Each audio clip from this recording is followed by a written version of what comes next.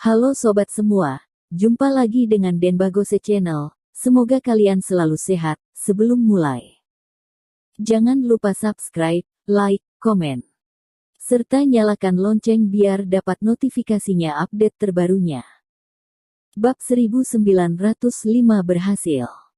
Tidak perlu. Thomaskin melambaikan tangannya. 8 hingga 10 hari. Bukankah itu terlalu banyak menunda pekerjaan? Dia seharusnya bisa membuat sebuah gua dengan menggunakan 7 bintang jurang naga sendiri. Lalu apa yang kamu gunakan? Jangan-jangan kamu ingin menggali dengan menggunakan tanganmu? Erilin berkata dengan senyuman mengejek di wajahnya. Aku tidak sebodoh itu. Thomaskin mengangkat bahu dan tersenyum pahit di wajahnya. Dengan satu gerakan jari, pedang tersembunyi muncul, dan 7 bintang jurang naga tiba-tiba jatuh dan jatuh ke tangan Thomaskin. Pedang terus membuat suara, dan tubuh pedang bersinar dengan membawa sedikit aura kedinginan, kesepian dan sombong, pedang yang mewakili kejujuran dan kebersihan, sesuai dengan namanya. Pedang yang bagus.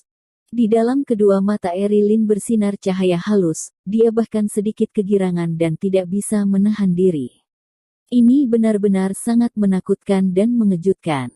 Dia belum pernah melihat pedang yang begitu kuat. Ujung pedang yang tajam, berayun tanpa terlihat, membuat orang merasakan sedikit aura kedinginan mulai mendekat.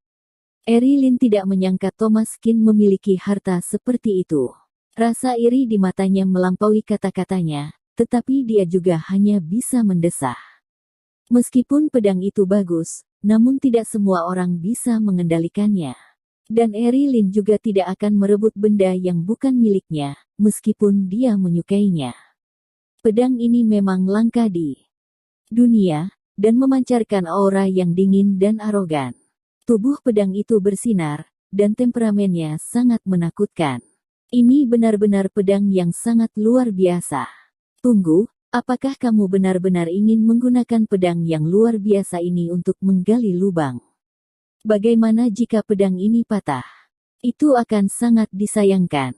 Wajah Erilin penuh rasa iri dan rasa kaget pada saat yang sama. Jika dia benar-benar patah, itu hanya bisa menunjukkan bahwa dia bukanlah pedang yang bagus. Thomaskin berkata dengan senyuman tipis, membuat Erilin tidak bisa menahan diri untuk tidak memukul dada dan menghentak kakinya. Pedang yang begitu luar biasa, bisa-bisanya digunakan untuk menggali batu, itu terlalu menyia-nyiakan barang berharga. Aku akan mulai, kakak senior. Kedua. Setiap langkah Thomaskin sangat berhati-hati, dia menginjak dinding batu, dan melangkah terus-menerus, lalu menginjak di atas beberapa platform alami, dan akhirnya memilih di tempat yang berjarak 100 meter di atas tanah untuk menggalinya dengan pedang.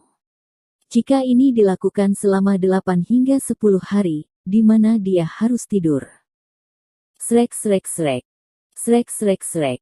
Gerakan yang dihasilkan Thomaskin cukup besar, dan Erilin terus melihatnya dari samping. Pedang 7 bintang jurang naga milik Thomaskin memang adalah pedang yang luar biasa. Tidak ada muncul kejadian tubuh pedang patah yang dia bayangkan, dan malahan begitu pedang itu diayun ke bawah, dia sama seperti sedang memotong semangka dan sayuran. Tak lama kemudian, sebuah ruang yang cukup besar digali, dan kecepatannya hanya cepat dan tidak lambat. Metode seperti itu membuat Erilin sangat iri. Jika dulu aku memiliki sebuah pedang yang luar biasa seperti ini, mengapa aku harus bersusah payah selama 7 hari 7 malam? Erilin menghela nafas. Dulu, saat dia menggali gua, dia hampir pingsan kelelahan. Perasaan itu masih sangat jelas dalam ingatanku. Tetapi kecepatan Thomaskin sangat cepat, dia telah menggali hampir setengah besar ruangan dalam waktu kurang dari 1 jam, dan dia sangat tenang. Namun meskipun kelihatan mudah, Thomaskin juga menghabiskan banyak kekuatan fisik, ini tidak perlu diragukan. Sekitar 2 jam kemudian, Thomaskin akhirnya berhasil menggali gua, yang lebih besar dari gua para senior dan junior di kejauhan. Erilin di samping melihatnya hingga tercengang, dia sangat kaget. Thomaskin juga terengah-engah dengan kuat. Ini benar-benar adalah Pekerjaan yang menguras tenaga, dan seluruh dinding batu telah digali keluar, terlihat sangat indah. 7 bintang jurang naga memotong besi bagaikan lumpur, tidak ada beban sama sekali, bahkan cukup stabil dan santai. Erilyn kagum, tetapi Thomaskin sendiri juga terkejut dengannya. Benda ini, tampaknya benar-benar tidak sederhana. Sudah berhasil, hahaha. Thomaskin berkata sambil tertawa keras, kemudian dia duduk di tanah, dan mengangguk dengan puas. Bab 1906 Provokator. Kamu ini dapat dianggap sebagai orang penama dan satu-satunya, yang menggunakan pedang sebagus ini untuk menggali sebuah lubang. Hebat sekali, Erilyn berkata sambil menepuk bahu Thomaskin. Dia mempunyai firasat bahwa orang ini pasti akan memicu kegilaan di Kunlun. Hei, orang baru, kamu membuat kebisingan di sini, apakah kamu tidak ingin membiarkan orang lain untuk berkultivasi? Kamu tidak tahu harus mengecilkan suara sedikit, berteriak-teriak dengan begitu keras, apakah kamu ingin dipukul? Betul, kalian juga tidak tahu harus mengecilkan suara sedikit, kalian sudah mengganggu kultivasi kami, apakah kalian tahu? Apa yang kamu lihat, yang aku maksud adalah kamu. Kenapa? Tidak puas hati. Orang menyuruhmu untuk mengecilkan suaramu itu adalah memberi wajah. Bagi kakak senior Lin, kenapa kamu melotot? Apakah kamu pikir tempat ini adalah pemanas rumahmu? Sehingga kamu bisa melakukan apapun yang kamu inginkan. Kamu sudah mengganggu kami, membuat kami tidak bisa fokus untuk berlatih. Katakanlah, bagaimana caramu memberi kami kompensasi, hehehe. Jika kamu tidak menunjukkan ketulusanmu hari ini, jangan pernah berharap untuk pergi. Kakak senior Lin, apakah ini adalah anak baru? Dia bahkan tidak mengerti aturan, kamu harus mengajarinya dengan baik. 7 orang muda berjubah biru, semuanya energik, garang dan sangat galak. Orang-orang ini berwajah suram, ekspresinya mengejek, dan penuh dengan aura suram. Erilyn juga mengerutkan kening dan wajahnya penuh ketidaksenangan. Melakukan penggalian gua di saat ini pasti akan menimbulkan suara, itu tentu tidak bisa dihindari, dan suaranya sangat keras. Semua orang seperti ini juga merupakan hal yang tidak mungkin bisa dihindari. Tetapi jika mereka datang untuk mencari masalah, maka itu harus dianggap sebagai masalah yang berbeda lagi. Thomaskin, minta maaf pada mereka, dan lupakan saja masalah ini. Erilyn melirik Thomaskin. Thomaskin terkejut dan menggelengkan kepalanya. Mengapa aku harus meminta maaf kepada mereka? Aku tidak salah. Apa maksudnya mereka berteriak-teriak seperti itu? Apakah untuk menakutiku? Maaf, aku tidak terpengaruh dengan Thomaskin berkata sambil tersenyum dingin. Oh.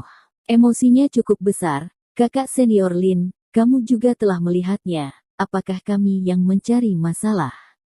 Orang ini telah sepenuhnya mengganggu kultivasi kita, dan sekarang kami datang mencarinya untuk berkomentar, namun dia malah berniat untuk bersikap keras dengan kami. Kamu benar-benar adalah murid paman besar yang baik, benar, apakah kamu benar-benar berpikir tidak ada yang bisa menghajarimu?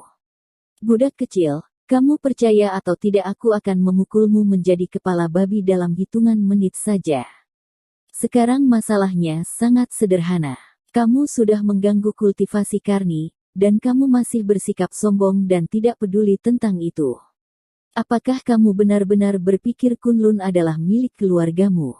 Semua orang tersenyum dingin dan mencibir pada Thomaskin, dan bahkan wajah Erilyn yang di samping juga penuh dengan ketidakberdayaan. Awalnya ini adalah masalah yang dapat diselesaikan cukup dengan meminta maaf saja, tetapi Thomaskin malah tidak ingin meminta maaf, dan bersikap sangat keras. Jika masalah sekecil ini dibawa ke guru, itu akan sangat memalukan. Pedang di tanganmu bagus, begini saja, kamu berikan pedang itu kepadaku, anggap saja sebagai permintaan maaf untuk kami. Maka masalah ini akan selesai. Dengan begitu, kami bisa memberimu jalan keluar. Seorang pemuda berambut pendek keluar dari kerumunan, dan mengangkat sebuah lengkungan tipis di sudut mulutnya. Aldini, Kamu jangan keterlaluan. Ini bukan masalah besar, kamu malah menginginkan pedangnya sekarang. Hebat. Eri Lin berkata sambil mengerutkan kening. Kakak senior Lin, sepertinya ini bukan giliranmu untuk berbicara padaku. Dia adalah orang baru di sini, apakah kamu juga orang baru? Dia telah mengganggu kultivasi kami, dan Karni tidak tahan lagi. Sekarang Karni menyuruhnya untuk meminta maaf. Apakah dia benar-benar menganggap dirinya terlalu penting? Dia bahkan tidak mau menundukkan kepala dan mengakui kesalahannya. Aku pikir itu karena sudah tidak dapat mengubah emosinya lagi. Jadi, kami mengubah cara untuknya. Lihat, bagus tidak, kakak senior? Lin. Tatapan Aldini suram dan dingin. Thomaskin, orang bijak tahu kapan harus mundur, kamu jangan pedulikan mereka, cepat, minta maaf dan akui kesalahanmu, itu bukanlah hal yang memalukan. Eri Lin berkata dengan senyuman pahit. Orang di sekitar lebih cemas daripada pelakunya. Tetapi Thomaskin masih acuh tak acuh dan tidak memandang mereka di matanya sama sekali. Sudah aku katakan, aku tidak salah, aku tidak akan meminta maaf. Jika harus meminta maaf, bukankah itu seharusnya mereka yang melakukannya?